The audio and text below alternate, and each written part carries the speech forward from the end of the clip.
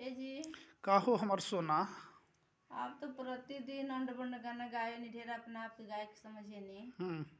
तनी हमारा कहला से आज कुछ तनी ऐसन गाना गाई देवी गीत के मने मन होके।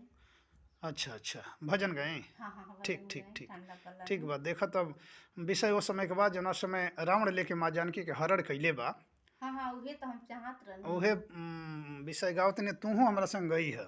गईबू ना? आप ऐसे मत बोले, लेकिन गाई आप ही इतना अच्छा गायन कि हमके अच्छा नहीं लगता गईबू है। तो तोहरो कल्याण हुई। सुना कि सीता कहवा गईलू हमरा के बिसराई के, आधे बनवा जाई के नाम।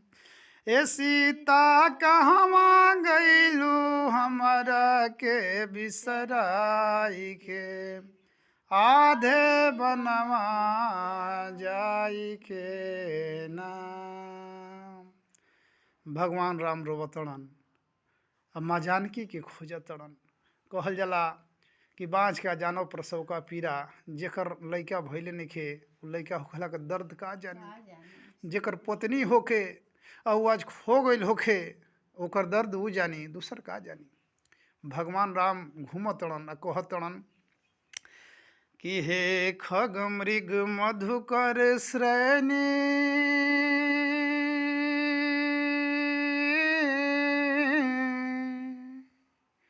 तुम देखी सीता मृग नैनी। एकर मतलब जान तड़ू? वो कहतड़न हे खग, खग मने खरगोश, हे खग मृग, मृग मने हिरण, हे खग मृग मधुकर श्रेणी। मधुकर श्रेणी मने बनवा में जो लता फूला पतई रहे ओकरा से पूछत पाता, वो पता बताई, लेकिन ना एजा भाव के दर्शावता कि अपने पत्नी के प्रति उनका कितना प्रेम था। कहतड़न कि तुम देखी सीता मृगनयनी, कहतड़न कि हमार मेहरारू का हिरन का आँख नियन आँख रहा, ओके तो हम लोग देखला हजा। रोबतड़न, तड़पतड़न आ कहतड़न कैसे? हे खग मृग मधुकर श्रेणी, तुम देखी सीता मृग नैनी।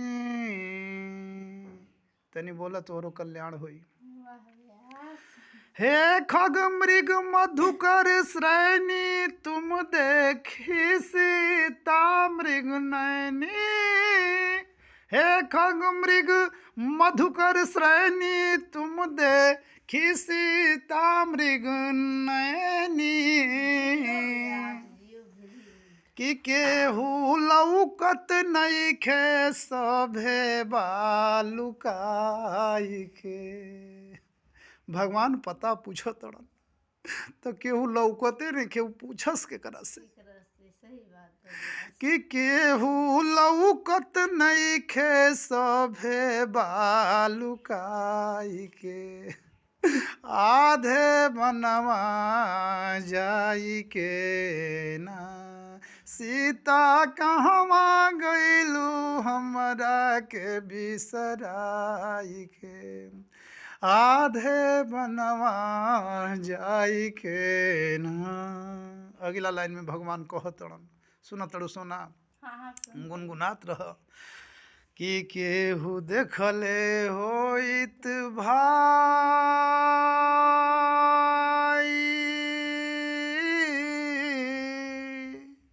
केहू देखले होइत भाई, पाता दीत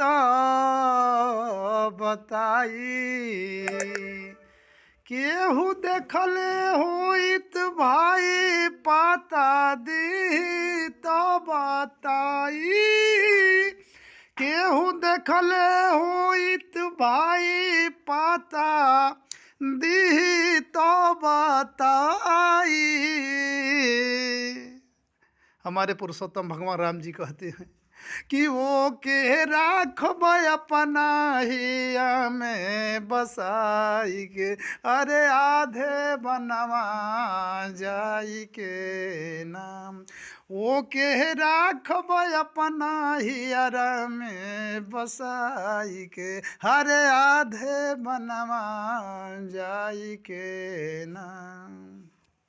अगला प्रसंग बा कि राह में मिलल न गिद्ध जटाई, पाता दिहल नौ बताई। राह में मिलल न गिद्ध जटाई, पाता दिहल नौ बताई। राह में मिललन, बोलो बोलो, हाँ राह में मिललन गिद्ध जटाई, पाता दिहलन बताई।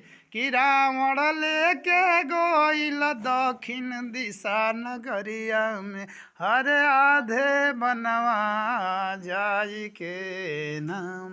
सीता कहवा गइलू हमरा के बिसराई के, आधे बनवा जाई के नाम।